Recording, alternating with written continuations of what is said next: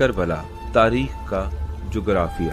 ایمان اور آزادی انسان کو فیصلے کی قوت عطا کرتے ہیں۔ یقیناً آپ ایسے عظیم انسانوں کو جانتے ہوں گے کہ جو اپنے بڑے فیصلوں کے ساتھ معاشرے کی بلند ترین سطح سے طلوع ہوئے ہیں۔ 61 ہجری کا محرم الحرام، جو کہ قمری سال کا آغاز ہے، کے ابتدائی دنوں میں کربلا کی سرزمین پر یزید ابن معاویہ کی خلافت پر اعتقاد رکھنے والے 35,000 سپاہیوں کا لشکر عمر ابن سعد کی سپہ سالاری میں حسین ابن علی علیہ السلام اور آپ کے ساتھیوں، جو تاریخ میں 72 تن کے عنوان سے جانے جاتے ہیں، کے سامنے آ کر کھڑا ہو گیا۔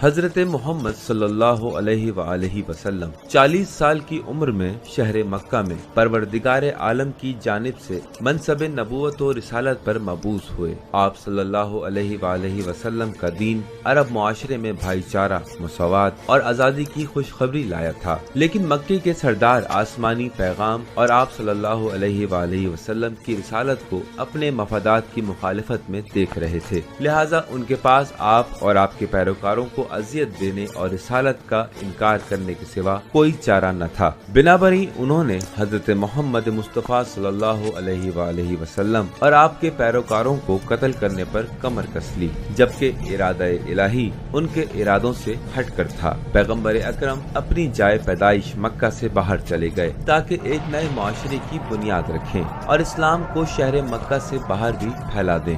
8 ہجری کو مکہ مسلمانوں کے ہاتھوں فتح ہو گیا۔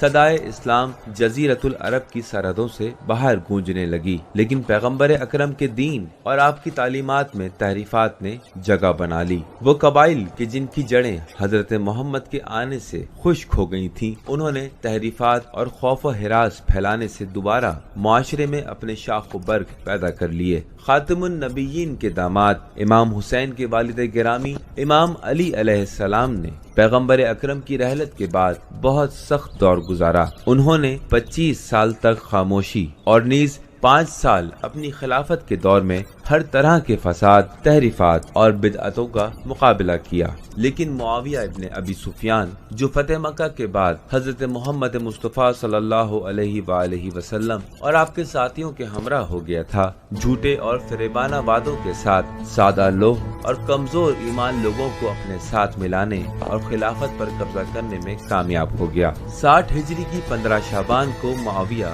مر گیا۔ یزید مسند خلافت پر بیٹھ گیا اور اس بدعت کے بعد مسلمین میں خلافت موروثی ہو گئی۔ یزید خلیفۃ المسلمین کے عنوان سے طاقت اور جبر کا سہارا لے کر کوشش کر رہا تھا کہ اپنی حکومت کو محفوظ کرے۔ امام حسین کا دشمن وہ تھا کہ جس نے اپنے مخالفین کو دبانے کی خاطر پیغمبر اکرم کے شہر مدینہ پر حملہ کیا، جسے جنگ حرہ کے نام سے یاد کیا جاتا ہے۔ اس جنگ میں کئی ایک صحابی رسول خدا اور بنی ہاشم کے مرد قتل کر دیے گئے، مسجد النبی میں خون بہایا گیا۔ اس دشمن نے 3 دن تک مدینے کے جان و مال کو اپنے فاتح لشکر کے لیے حلال قرار دے دیا۔ واقعہ حرہ میں، جو کہ یوم عاشور کے 3 سال بعد رونما ہوا، 10,000 سے زائد لوگ مارے گئے۔ 80 صحابی رسول خدا جو قرآن کے حافظ اور قاری تھے قتل ہو گئے۔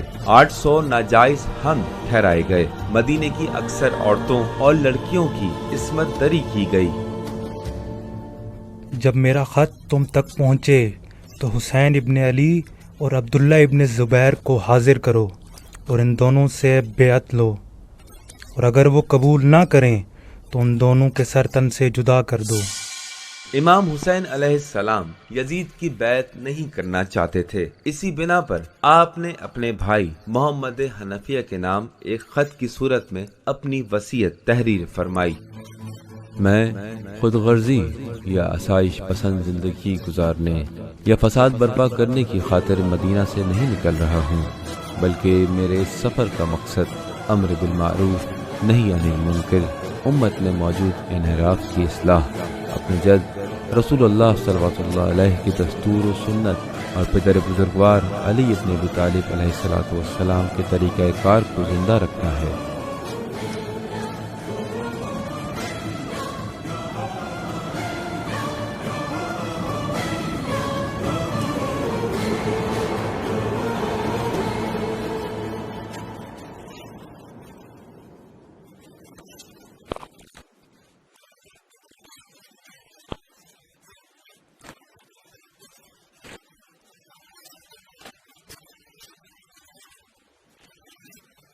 عالم اسلام کے مرکزی سیاسی شہر کوفہ کے لوگوں کی جانب سے 12,000 سے زائد دعوت نامے خطوط کی شکل میں امام حسین علیہ السلام تک پہنچے۔ امام حسین نے صورتحال کا جائزہ لینے اور خطوط کی حقیقت جاننے کی خاطر اپنے چچا زاد بھائی مسلم بن عقیل کو کوفہ روانہ کیا۔